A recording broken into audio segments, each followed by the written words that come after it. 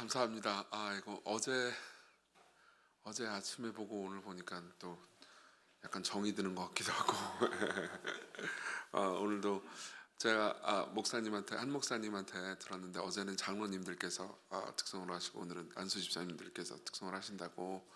그래서 어제도 그렇고 오늘도 그렇고 참 이렇게 되게 보기가 좋았습니다. 그리고 또 반가웠던 것은, 그러니까 이 성도님들이 또 제자훈련을 받으신다고, 그런 이야기를 들었거든요. 저희 교회도 제자훈련을 하는 교회인데, 저는 제자훈련에 모르겠어요. 제가 이런 표현을 써도 되는지 모르는데 진짜 미친 사람인 것 같습니다. 제자훈련 하는 게 너무너무 재밌었고, 사실은 제자반 하나 인도하고 집에 갈 때 어떤 느낌이었냐면은, 막 이제 길면 3시간 4시간씩 막 했거든요. 근데 이제 좀 이상한가요? 아니, 그리고 제가 말을 많이 했다기보다, 제자말 하면 해보시면 아시잖아요. 자기들이 말을 많이 해요. 그러면 이제 너무너무 재밌어가지고 밤에 집에 갈 때, 이제 주중 밤에도 했거든요. 집에 갈 때 걸어 다니는 게 아니고 붕붕 발이 떠다니는 것 같았어요. 그만큼 참 행복한 목회를 저는 했습니다. 그래서 어제 말씀을 전할 때 여러분들이 너무 잘 들어주셔서 와, 왜 이렇게 훈련이 잘 된 분들인가 했더니 제자 훈련을 많이 받으셨구나라는 생각을 했습니다. 지금까지 아부였습니다, 여러분. 여러분들은 언제 내가 의미 있고 가치 있다, 언제 내가 나는 참 존귀한 존재다라고 느끼시는지 모르겠습니다. 아마 대부분 여러분들의 가치를 특별하다라고 말해주는 사람이 있거나, 혹은 그런 집단에 소속돼 있을 때 그런 생각이 드실 거예요. 저도 이제 제가 시건교회를 섬기게 된 게 저한테는 참 특별한 은혜인데, 제가 비록 개척했다고 이제 말은 하고 다니지만, 그리고 그게 실제 사실이지만, 생각하면 제가 시건교회를 만났다 이렇게 느낄 때가 참 많습니다. 그래서 그 공동체 안에 있을 때 저는 되게 내가 특별하다라는 느낌을 많이 가져요. 근데도 불구하고 누가 좀 계속해서 말해줬으면 좋겠습니다. 목사님이어야 돼요. 목사님 아니면 안 됩니다. 뭐 이런 말 있잖아요. 제가 이제 작년에 안식월을 6개월을 가졌습니다. 2011년도에 개척을 하고 나서 한 번도 이제 못 쉬다가, 이제 24년도에 지금 좀 건강 이슈가 하나 있었거든요. 수술을 하나 받아가지고 몸도 좀 안 좋고, 그리고 또 이것저것 좀 놀고 싶기도 하고, 그래가지고 6개월 이제 안식년 신청을 해가지고 6개월 동안 잘 놀았습니다. 근데 이게 놀 때는 참 좋은데, 이렇게 복귀할 때는 이제 저도 워커홀릭인가 봐요. 6개월이 좀 힘들더라고요. 이제 이렇게 놀다 보면은 목회 이렇게도 하고 싶고 저렇게도 하고 싶고, 막 설교도 이런 얘기도 하고 싶고 저런 얘기도 하고 싶고, 막 그러니까 빨리 복귀하고 싶다 해가지고 딱 복귀를 했습니다. 작년 9월에 복귀를 했어요. 근데 복귀를 하고 나서 제가 누가 그런 말 해주기를 좀 바랬거든요. 목사님이 없으니까 교회가 힘들었어요. 혹은 목사님 설교를 다시 들으니까 너무 좋아요. 뭐 이런 얘기를 아무도 안 해주더라고요. 목사님 왔어요. 다 이러는 거예요. 그래가지고 이제 내심 섭섭했지만, 이제 그렇게 하면 안 되겠죠. 그런 마음을 제가 오래 가지고 있으면 안 되겠죠. 오히려 6개월 동안 아무 탈 없이 주께서 교회를 잘 돌보아 주신 것에 대해서 감사했고 감사했어야 했다고 생각했습니다. 근데 그만큼 우리는, 그러니까 내가 특별하다라는 이야기를 누군가 해주기를 바랍니다. 근데 어제에 이어서 오늘 우리는 이제 모세와 하나님의 이야기를 봅니다. 하나님께서는 모세에게 말씀하십니다. 내 백성들을 이집트에서 이끌어내라. 내가 너를 사용하겠다. 그러면은 하나님 입장에선 모세한테 좀 아부를 하실 만도 하지 않습니까? 내가 고르고 하는데 네가 딱이었다. 근데 모세한테 그런 말씀을 안 해주세요. 그리고 모세는 계속해서 자신의 자격지심을 논합니다. 하나님께서 부르시는데, 생각하면 참 희한한 일이에요. 여러분, 이 부르신 장면 혹시 아십니까? 떨기나무가 불 붙고 있습니다. 근데 가까이 가서 보면은 나무에 불이 붙었으면 나무를 연소시키면서 불이 붙어야 되잖아요. 근데 나무는 그대로 있고 그냥 불이 스스로 붙어 있어요. 놀라운 장면이죠. 그 가운데서 여호와의 사자, 그분이 나타나셔서 나한테 말씀을 전하십니다. 그러면 그분이 말씀을 전하시면 여러분 어떤 것 같아요? 그런 광경 앞에서 뭘 하라든 다 순종할 것 같잖아요. 근데 또박또박 따지고 들어요. 이 녀석은, 죄송합니다, 이 모세님은 근데 읽다 보면 이 녀석 소리가 안 나올 수가 없습니다. 크게 두 가지 정도 항변을 합니다. 첫 번째로는요, 저는 능력이 없습니다, 이겁니다. 우리 10절을 같이 읽겠습니다. 10절입니다. 시작. 모세가 여호와께 아뢰되 오 주여, 나는 본래 말을 잘하지 못하는 자니이다. 주께서 주의 종에게 명령하신 후에도 역시 그러하니 나는 입이 뻣뻣하고 혀가 둔한 자이니이다. 아멘. 이 본문을 연구하는 학자들은 참 이걸 되게 신기하게 생각합니다. 왜냐하면 성경의 다른 부분에서도 그것을 증언하는데, 이집트에서 40년 동안 왕자로 살았잖아요. 근데 그때 주로 배우는 내용들이 수사학이에요. 그러니까 말을 어떻게 하는가. 그러니까 보통 모세는 수사에 능할 걸로 사료됩니다. 게다가 그 증거도 굉장히 강력하게 있어요. 모세오경에 실려 있는 모세의 말들을 보잖아요. 모세의 연설들, 특히 신명기를 보잖아요. 그러면 수사가 아름답고 대단히 논리정연합니다. 이런 사람들이 말을 못한다라는 거는 좀 이해하기가 쉽지가 않죠. 근데도 불구하고 모세는 말을 못합니다라고 이야기를 합니다. 물론 그가 나이가 이제 80세쯤 됐고 나이도 좀 많이 들었댔다가, 게다가 내가 젊었을 때는 그런 거 있잖아요. 젊었을 때는 내가 수사학 배우고 말 잘했는데, 말 잘할 그때 40살 때, 그때 힘도 넘치고 괜찮을 때, 즉 내가 능력이 출중할 때, 그때 내가 뭐 좀 해보려고 혈기로 딱 할 때는 하나님께서 나를 안 쓰시고, 이제 40년 동안 이제 목자나 하면서 짱 박혀가지고, 옛날에 내가 수학을 잘했지 지금 수학 하나도 못하는데 갑자기 수학 교수하라는 느낌인 거잖아요. 그렇죠? 그러니까는 이제 와가지고 하라 그러면은 나보고 어떻게 합니까? 전 못합니다. 이렇게 이야기를 하는 거죠. 그러니까 하나님께서 어떻게 대응하시느냐 이렇게 말씀하십니다. 11절, 여호와께서 그에게 이르시되 누가 사람을 입을 지었느냐? 누가 말 못하는 자나 못 듣는 자나 눈 밝은 자나 맹인이 되게 하느냐? 나 여호와가 아니냐? 이제 가라. 내가 네 입과 함께 있어서 할 말을 가르치리라. 자, 이게 그러니까 우리가 항상 믿음의 눈으로 그냥 읽잖아요. 그러면 굉장히 은혜로운 말씀이구나라고 생각할 수 있지만, 저는 이제 성경을 때 약간 옛날부터 삐딱하게 읽었거든요. 어제 좀 느끼셨죠? 삐딱하게 읽으면서 이거 왠지 모세가 원하는 말 같지 않은데, 그렇죠? 그러니까 이런 거죠. 모세가 저는 말을 못해요. 그러면 하나님께서 내가 좀 찾아봤어. 네가 제일 잘해. 네가 훌륭해서 내가 너를 선택할 수밖에 없었어. 이게 사람이 이게 마음이 동할 때가 보통 그럴 때잖아요. 내가 이런 위대한 프로젝트를 하려고 하는데 이 프로젝트의 적임자가 너다. 그럼 내가 왠지 존귀하고 내가 이렇게 좀 나 말고는 못할 것 같고 그런 느낌이 들지 않습니까? 특별히 교회에서 지금 이제 연초니까 여러분들 정리가 다 됐을 거라고 생각하는데, 연말은요 교회 학교가 난립니다. 10월 말부터 이제 교회 학교 담당 교역자하고 그리고 부장 선생님들 이런 분들이 목양실 계속 찾아와요. 저를 찾아와가지고 목사님 지금 비상입니다. 내년에 교사 수급이 부족합니다. 몇 명이 그만두겠다고 합니다. 우린 망했어요. 우린 바깥 어두운 데서 슬피 울며 이를 갈고 있습니다. 이런 게 계속해요. 그러면 핵심은 뭐죠? 핵심은 목사님 설교 때 좀 두드려 패주셔서 성도들, 특히 청년들이, 저희 청년들 많으니까 청년들 교사 지금 자원 좀 많이 하게 해주세요. 그런 얘기를 이제 하라는 거죠. 그러면은 이제 보면 그래 뭐 알겠습니다 해가지고 이제 이야기를 하면 특히 이제 부장 선생님들, 교역자들이 청년들 개인적으로도 가서 이제 막 꼬시죠. 그래가지고 꼬시면 너 아니면 안 돼. 네가 넘기는 PPT가 딱 맞았어. 막 이러면서, 그렇죠? 그러면서 이제 이렇게 꼬여낸단 말이에요. 그러면 이제 하나님께서도 아니다. 너 수사학 배웠지 않냐? 이집트 출신 중에서 너처럼 궁중에서 교육 잘 받은 사람이 어디 있냐? 네가 가라. 그렇게 말씀하시는 게 아니고, 하나님은 모세 네가 좋다가 아니고 내가 훌륭하다라고 말씀하십니다. 보세요. 다시 한번 11절을 보세요. 여호와께서 그에게 이르시되, 자 11절 12절이 전부 다 하나님의 주권을 말해주는 겁니다. 여호와께서 그에게 이르시되 누가 사람의 입을 지었느냐? 내가 지었다는 거죠. 그리고 12절에 이제 가라.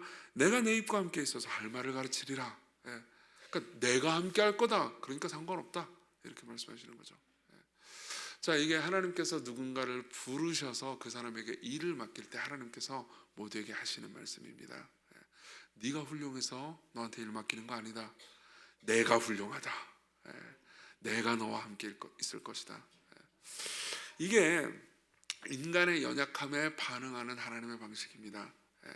하나님께서는 항상 그러니까 우리가 네가 훌륭한 사람이다라고 말씀하시면서 우리를 세워주는 방식으로, 우리를 교만하게 하는 방식으로 우리를 인도해 주시지 않습니다. 자, 이 지점에서 우리가 삶에서 하나님께 순종하는 동기에 대해서 좀 점검해 봅시다. 예.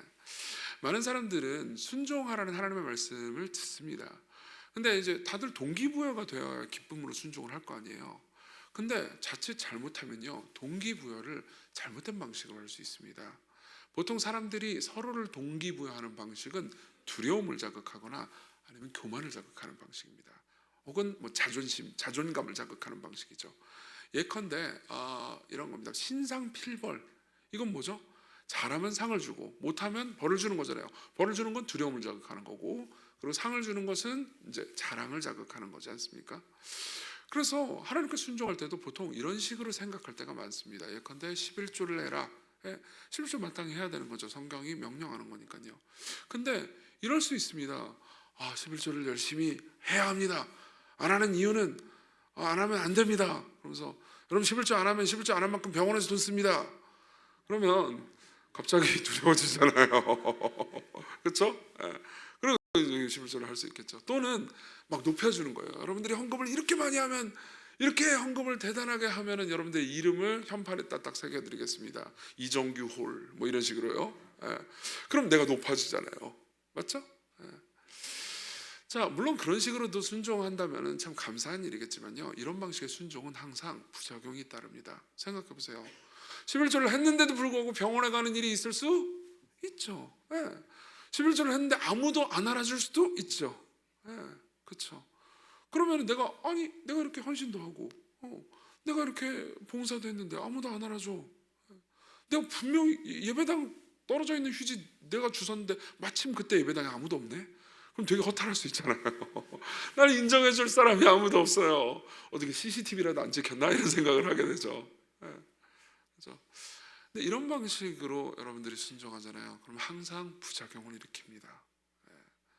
항상 남들이 알아주지 않으면 순종하지 않게 돼요. 또는 순종했는데도 불구하고 삶에 어려움이 찾아오잖아요. 그럼 또 순종하지 않게 됩니다. 하나님께서는 우리가 순종함으로써 맺는 열매에 대해서 우리가 교만해지기를 바라지 않으십니다. 그런 식으로 생각하면 참 제가 생각할 때 시간교회가 성장한 것도 독특한 측면이 있습니다. 하나님께서는 제가 이제 12명이 개척을 했거든요. 근데 이제 되게 많이 성장했습니다. 거의 1000명에 이르렀으니까는 굉장히 이제 빠르게 은혜롭게 성장을 한 거죠.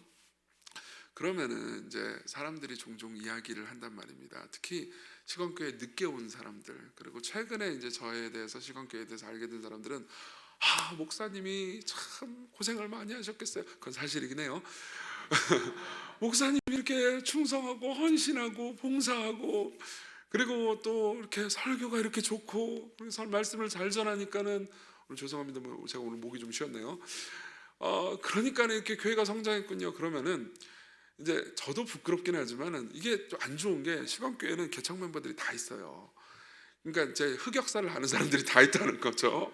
그 사람들이 슬며시 웃습니다. 저희 교회는 이제 제 설교가 유튜브에 올라와 있는데 2020년도부터 올라와 있어요. 2011년도에 개척했는데 그 전까지의 설교는 이제 바깥으로 서비스되지 않습니다. 왜냐하면 뭐 유튜브 채널도 없었고 그 전까지 홈페이지도 없었어요. 제가 그런 거에 별로 관심이 없었습니다. 다행히도 관심이 없었습니다. 관심이 있었으면 큰일 날 뻔했어요. 이 제 설교는 웬만하면 다 사장되어 있는데, 이 개척 초기의 제 설교는 가끔 가다가 요즘 설교를 들으면서 은혜 받는 분들이 목사님 옛날 설교 더 젊었을 때 30대 초반에, 제가 33살에 개척했거든요. 30대 초반에 했던 설교 듣고 싶어요. 그러면 웬만하면 아서라 분위기이긴 해요. 근데 이제 기어이 찾아가지고 들으시는 분들이 계세요. 그럼 그때마다 그분들이 이제 저한테 해주는 얘기가 있어요. 이때는 정규가 아니고 절규였네요. 왜냐면 내용은 없고, 내용 하나도 없고, 뭐 성경 해석도 뭐 별로고, 뭐 그냥 소리만 빠락빠락 질러대는 거죠. 생각하면 그때 그 자리에 앉아가지고 참아준 분들이 대단한 분들인 거예요. 제 아내가 자기 일을 굉장히 많이 가지고 있습니다. 나는 맨날 맨 앞자리에서 참았다. 그래서 진짜로 개척 초기 멤버들은 뭐 이정규 목사님 겸손해져라 이런 의미로 얘기하는 게 아니고 진짜로 그렇게 얘기해요. 시건교회가 은혜로 보호받을 수 있었던 것은 그건 진짜 하나님의 은혜지 이정규의 공로가 전혀 아니다. 이거를 깎아내리기 위해서가 아니고 모두가 동의하는 내용입니다. 보세요. 누군가가 뭘 못하는데도 불구하고 거기서 열매가 맺히면은 어떤 생각이 들죠? 아, 이건 하나님이 하셨을 수밖에 없어. 하나님만이 영광을 받으시잖아요. 우리 모두 성경의 가르침에 따르면요, 우리 모두 질그릇들입니다. 질그릇들인데 가장 보배로운 것을 가지고 있을 뿐이죠. 예수님의 이름이요. 그러니까 하나님께서는 우리에게 이렇게 말씀하시는 겁니다. 우리 각자가 맡은 자리에서의 소명을 감당할 때 너희들이 능력이 좋아서 감당하는 거 아니다. 내가 존귀하다. 내가 전능하다. 이것 때문에 우리가 사는 거죠. 이렇게 생각해 보면 우리가 교만해지지 않을 수 있는 원인을 우리 자신의 무능과 하나님의 은혜로부터 찾을 수 있습니다. 생각해보세요. 제가 열심히 해가지고 제가 뭘 잘했고 인간적인 원인을 인간으로부터 찾을 수 있다고 합시다. 시건교회가 성장한 원인을 인간으로부터, 이정규라는 한 개인으로부터 찾을 수 있다고 합시다. 제가 그렇게 계속해서 인식한다고 합시다. 저는 그렇게 인식할 수가 없는 사람입니다. 진짜 제가 각 잡고 시건교회 초기 흑역사를 얘기하잖아요. 그러면 오늘 하루 종일 얘기할 수 있어요. 근데 그 모든 것을 알고 있기 때문에 이 모든 것은 하나님께서 하신 일일 수밖에 없습니다. 근데 만약 그렇게 생각하지 않다면요, 저는 이렇게 말할 겁니다. 교회를 개척했는데 성장하지 않은 교회, 그리고 성장하지 않은 목회자들을 깔볼 겁니다. 그렇죠? 그리고 이거는 그거 나름대로의 또 부작용이지만, 제가 교회를 개척했는데 저보다 비슷한 때 개척했는데 저보다 훨씬 더 큰 열매를 맺은 목회자들도 많이 계시거든요. 그런 분들을 보면서 열등감을 느끼겠죠. 그렇죠? 혹은 막 비판할 겁니다. 너는 타락해가지고 성경 공부 중심 제자훈련으로 안 하고 그냥 사람들만 모으려고 그랬으니까 그렇게 사람을 많이 모았지. 그러면서 비난하겠죠. 이게 능력의 힘이 큰 것이 하나님께 있지 않고 인간에게 있다고 생각하는 사람들의 문제입니다. 항상 그런 사람들은요, 자기보다 더 성과를 낸 사람들을 보면서 비난하거나 아니면 열등감에 빠집니다. 혹은 자기보다 못한 성과를 낸 사람을 보면서 비난하거나 혹은 하등하게 대합니다. 근데 생각해보세요. 하나님께서 나와 함께 하셨어. 그분이 내 가운데서 나와 함께 우리 공동체 가운데서 일하셔서 우리가 이렇게 아름다운 열매를 보게 되었어. 그런 사람들은 어떻게 될까요?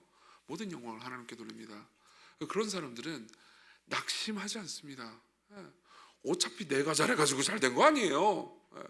이 교회는 내 거 아닙니다. 우리 가정도 내 거 아닙니다. 어제도 우리 그런 말씀 나눴잖아요. 우리 자녀들 우리 거 아니에요. 우리가 키운 것처럼 보이고지만 솔직히 말하면 여러분 밥만 먹였잖아요. 밥 먹이고 잔소리하고 그거 말고 뭐 했습니까? 저도 제가 집에서 한 거 보면 밥도 제 아내가 먹였죠. 전 잔소리밖에 한 게 없어요. 근데 애들 뭐 그럭저럭 잘 크고 있거든요. 생각해보면 하나님께서 다 키우셨습니다. 여러분 뭐 회사 다니시는 분들 회사에서 여러분들이 얼마나 잘하셨습니까? 잘하셨죠. 근데 순간순간 돌이켜보면 그때 하나님께서 나를 막아주지 않으셨으면, 그때 하나님께서 내 손을 붙잡아주지 않으셨으면 나 완전 망했다, 그런 순간들 돌아보이지 않습니까?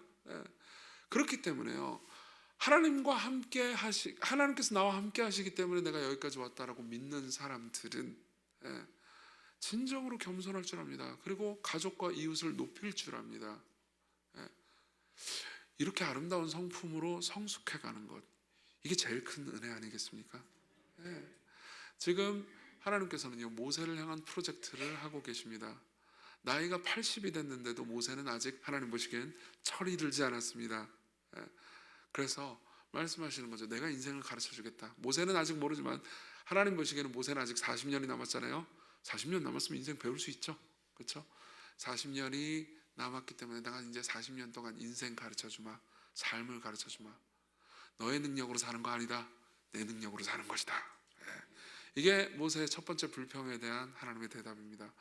근데 그러면 그 다음에 좀 고분고분했으면 좋겠잖아요. 근데 모세는 또 대듭니다. 두 번째 대드는 게 우리 13절에 있습니다. 13절 같이 읽겠습니다. 시작.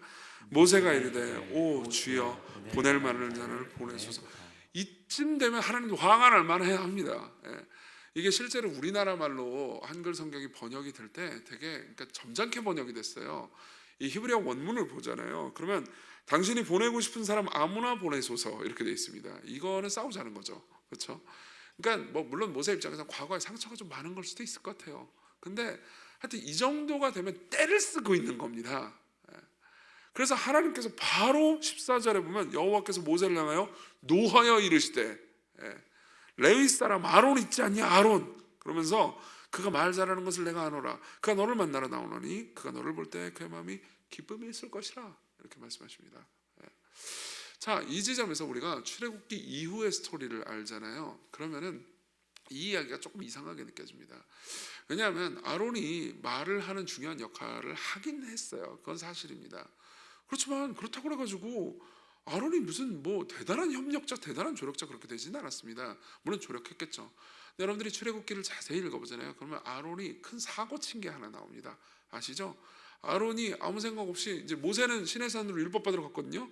근데 밑에서 백성들이 아니 이 모세는 언제 오는 거야? 그리고 우리가 섬길 하나님은 어디 있는 거야? 이게 뭐 형상이라도 하나 있어야 될 거 아니야? 그러니까는 애굽에서 가지고 온 폐물들, 보석들 있잖아요. 그거 하나님 주신 거거든요.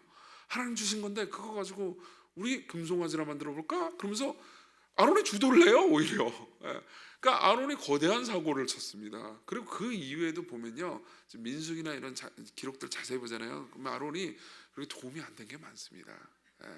그러니까 아론이 어떤 조력자로서 꽤나 훌륭한 사람이기 때문에 하나님께서 아론을 붙여줬기 때문에 붙여주신 게 아니고 아론은 모세만큼이나 바보였습니다. 그래서 감히 이런 표현을 써도 된다면은 우리들만큼이나 바보였습니다. 이렇게 써도 되죠? 기분 나쁘세요 혹시? 우리들만큼이나 죄인이었습니다. 근데 이쯤 되면 우리는 이제 알 수 있죠. 하나님께서 논리로 반박하지 않으신다는 것을. 왜죠? 논리를 통할 인간이 아니에요. 그냥 때를 쓰고 있는 겁니다. 모세는 말합니다. 아무나 보내세요. 아니 꼭 내가 말 잘해서 보내는 게 아니면 아니 아무나 쓰시죠. 왜 꼭 나여야 됩니까? 이렇게 말을 하는 거죠. 왜 모세여야 합니까? 실제로 이럴 수 있습니다. 이 교사를 모집합니다. 뭘 모집합니다. 그래요. 그럼 왜 나여야 합니까? 그럼 그때쯤 적절한 칭찬이 와야 되잖아요. 당신이 PPT를 잘 넘깁니다. 당신이 잘생겼습니다. 뭐 하나라도 있어야 될 거 아닙니까? 그죠? 근데 그냥 함께 한다. 그럼 다른 사람이랑 함께 하시죠? 여기에 대한 진정한 대답은 이 본문만을 통해서 얻을 수는 없습니다. 오히려 출애굽기 전체의 역사를 통해서 우리는 진정한 대답을 얻게 돼요. 출애굽기를 쭉 보잖아요. 그러면 거의 하나님께서 그러니까 이제 모세의 멱살을 잡고 질질 끌고 가십니다. 모세는 하나님께서 명령하시는 말을 하고요. 그리고 아론과 함께 하고 아론은 뭘 하는지 잘 모르겠고 그리고 이스라엘 장로들도 뭐 하는 애들인지 잘 모르겠고 서로 바보짓을 하다가 하나님께서는 기적들을 일으키십니다. 그 기적들이 10개가 나오죠. 그렇죠? 놀라운 기적들이 계속해서 일어납니다. 근데 흥미로운 게 있어요. 출애굽기 4장에서 이렇게 징징대던 모세가요. 출애굽기 14장으로 가잖아요. 그럼 꽤나 믿음이 있어집니다. 이스라엘 백성들을 쫙 이끌고 앞에 홍해가 있을 때 너희는 가만히 서서 이제 여호와께서 너희를 위해서 하신 일을 지켜봐라 라고 말합니다. 이때쯤 되면은 꽤 모세 괜찮은 사람이 돼 있어요. 물론 그 이후에도 모세는 죄도 많이 짓고 합니다. 근데도 불구하고 이제는 신앙이 있습니다. 그럼 우리는 묻게 되죠. 아니 도대체 이 사이에 무슨 일이 일어난 거죠? 이 사이에 10개의 재앙이 일어났죠. 존 파이퍼라는 목회자가 있는데요. 이 목사님이 출애굽기 강의할 때 제가 굉장히 은혜 받은 부분이 있습니다. 하나님께서는 바로의 마음을 강팍하게 하셨습니다. 그래서 웬만하면 바로가 그냥 보내줘 할 것을 하나님께서 바로의 마음 가운데서 바로의 마음을 여시는 사역을 하시지 않았기 때문에 바로는 계속해서 강팍하게 이스라엘 백성들을 광야로 내보내주지 않으려고 합니다. 그러니까 계속해서 기적들이 일어났고요. 재앙들이 일어났죠. 그런데 존 파이퍼 목사님이 질문을 합니다. 왜 이런 재앙이 계속해서 일어난 걸까요? 왜 바로의 마음을 하나님께서는 강팍하게 두셨을까요? 그 이유는 간단합니다. 바로의 마음은 재앙 한두 번으로 치면은 해결될 정도로 하나님께서 강팍하게 만드시지 않으면 그냥 냅두면 괜찮을 만한 문제였는데 문제는 이스라엘 백성들과 모세였습니다. 이스라엘 백성과 모세는 이 사람들이야말로 하나님께서 10번이나 기적을 보여주시지 않으면 하나님께 마음을 열고 하나님께 믿음을 고백하지 않을 정도로 강팍했기 때문입니다. 그러면 생각해보세요. 하나님께서는 모세를 사용해서 어떤 프로젝트를 이루신 겁니까? 아니면 모세를 사용해서 모세를 변화시키신 겁니까? 네, 후자예요. 여러분, 이게 바로 소명자가 누리는 복이에요. 네. 하나님께서 여러분들을 부르셔서 여러분들의 가정에서, 학교에서, 직장에서, 혹은 우리 사랑하는 공동체에서 일을 맡기십니다. 그럼 항상 우리는 생각합니다. 아, 내가 노동자야. 나는 혹사당하고 있어.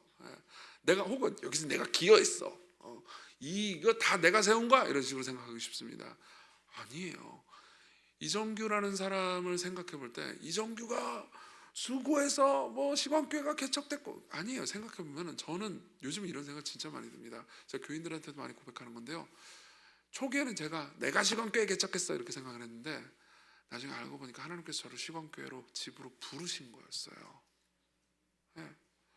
시간교회를 통해서 변화된 건 시간교회 성도가 아니고 저였습니다.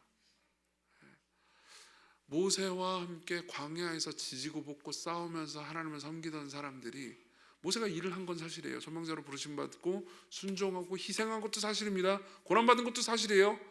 근데 그로 인해서 얻게 된 건 모세 자신의 성화였습니다. 예. 여러분, 정말 많은 좋은 목회자들이, 특히 성도들이요, 특히 성도님들이 이런 고백 진짜 많이 하시는 것 같아요. 교회에서 봉사하고 섬기잖아요. 그러면은 항상 봉사하고 섬기면서 내가 잘했다라고 생각하기보다는 오히려 그 봉사하면서 제가 컸어요. 이런 얘기 진짜 많이 합니다. 예. 저희 교회는 주일학교에서 진짜 오래 봉사하신 집사님 한 분 계시거든요. 정말 주일학교 좋아하세요. 이분이 없었으면 저희 교회 그 주일학교가 제대로 서지 않았을 겁니다. 근데 이분이 이제 연말이 되면 등장하시거든요. 예, 연말에 한 12월쯤 되면, 11월 12월쯤 되면 이제 교사 모집할 때 그 등단하셔가지고 이제 광고를 하시는데, 이분이 항상 하시는 말씀이 있어요. 이 말은 진짜 진심이에요. 그분이, 저는요 제가 애들을 키운다고 생각했거든요. 근데 교학교를 제가 이렇게 오랫동안 봉사했는데 애들이 저를 키웠어요. 여러분, 교학교 오래 봉사하신 분들이 이거 진짜 믿음으로 고백하실 수 있는 분들 많을 거예요. 혹은 자녀 키우면서 여러분, 자녀를 여러분들이 키웠죠. 그러나 솔직히 말하면 자녀가 속색이지 않으면 내가 인생을 몰랐다 계시죠? 예, 예. 저도 목회를 하면서 느꼈던 게, 제가 이제 아직 젊긴 하지만은 교회에는 두 부류의 성도님들이 계세요. 목사를 위해서 기도하시는 분들과 목사로 하여금 기도하게 만드는 분들. 예. 둘 다 유익합니다. 예. 이분들이 안 계셨으면 저는 못 컸어요. 설교가 뭔지도 모르고 목양이 뭔지도 모르고 제자가 뭔지도 몰랐을 겁니다. 하나님께서 이 모든 사람들을 통해서 우리를 키우십니다. 그러면 한번 우리 모든 걸 정리해 볼까요? 모세한테 하나님께서 하신 모든 말씀들을 묵상하고 마음으로 품으면서 우리가 어떻게 하면 존귀한 존재인가 한번 생각해 볼까요? 우리는 보통 내가 능력이 있어서, 내가 잘나서, 그래서 하나님께서 너는 특별해, 그러면은 내가 존귀한 존재처럼 느껴지게 만들잖아요. 근데 생각해보면 우리와 함께 하신 하나님의 역사가 우리를 존귀케 만듭니다. 우리 14절을 보고 묵상하면서 끝냅시다. 14절 같이 읽겠습니다. 시작. 여호와께서 모세를 향하여 노아에 이르시되 레위 사람 내 형 아론이 있지 아니야. 그가 말 잘하는 것을 내가 아노라. 그가 너를 만나러 나오나니 그가 너의 마음에 기쁨이 있을 것이라. 예. 자, 보세요. 여기서 두 가지 묵상을 하고 끝낼 수 있을 것 같습니다. 첫 번째는 하나님 노하셨다는 표현이에요. 예. 이 표현을 대하는 신학자들은 참 놀랍니다. 왜냐하면 이건 하나님의 진노를 가리키는 단어이기 때문입니다. 예. 근데 생각해보세요. 성경의 다른 부분에 보면요, 하나님이 진노하셨다, 이게 진짜 무시무시한 일이에요. 예. 지옥에 어울릴 만한 일입니다. 근데 또 다른 부분에 보면요, 특히 출애굽기에 나오는 표현인데 하나님께서는 노하기를 더디하신다라는 표현이 나옵니다. 그러니까 지금 지금 모세 앞에서 하나님께서 진짜로 노하기를 더디하고 계신 거예요. 근데 또 노하셨다는 표현도 나오죠. 그럼 우리는 묻게 됩니다. 아니, 하나님께서는 노하기를 더디하신다 그러고 또 한편으로는 노하시고, 그 뭐가 진실이야? 뭐가 진실인지 알려드릴게요. 인간이 얼마나 완악한지 온 우주에서 가장 화내게 만들기 힘든 분을 화내게 만드는 데 성공한 거예요. 이 하나님께서 노하기를 더디하시는데도 불구하고 하나님께서 노하신다는 것은 하나님이 참을성이 없다를 말해주는 게 아니고 인간이 얼마나 죄인인지를 말해주는 거죠. 근데 결국은 또 참으십니다. 그렇죠? 지옥으로 보내시지 않잖아요. 우리는 출애굽기까지만 이 모든 것을 보잖아요. 그러면 하나님께서 오래 참으셨구나, 이것만 봅니다. 근데 성경 전체로 가잖아요. 그러면 신학자들은 생각합니다. 왜 모세는 이토록 하나님께 반항했는데도 불구하고 하나님의 저주를 받지 않았을까요? 답은 간단합니다. 긴 역사 가운데서 하나님께서는 늘 하나님께를 진노케 하시는 이 모든 사람들 있잖아요. 이 모든 사람들을 참고 인내하기 위해서 하나님의 진노를 다른 곳에 쏟아부었기 때문입니다. 십자가에서 예수님께서 나의 하나님 어찌하여 나를 버리셨나이까 라고 부르짖을 그때 그분은 우리가 마땅히 받아야 되는 진노를 받고 계셨습니다. 자, 그런 의미에서 우리는 모세보다 우리가 하나님께 더 사랑받는다, 존귀함 받는다라는 것을 잘 알 수 있는 위치에 서 있습니다. 왜 그럴까요? 생각해보세요. 그분이 얼마나 우리를 존귀할까요? 존귀하게 여기실까요? 우리의 능력 때문이 아니고 그분의 희생 때문에 우리는 우리의 존귀함을 볼 수 있습니다. 그렇죠? 생각해보세요. 여러분들이 길거리 가다가 주머니에서 100원짜리 동전이 떨어져가지고 하수구에 떨어졌어요. 줍겠어요? 안 줍겠어요? 주우세요? 웬만하면 100원은 안 줍죠. 근데 그런 수표가 있는지 모르겠지만 1억짜리 수표가 떨어졌어요. 그럼 줍겠어요? 안 줍겠어요?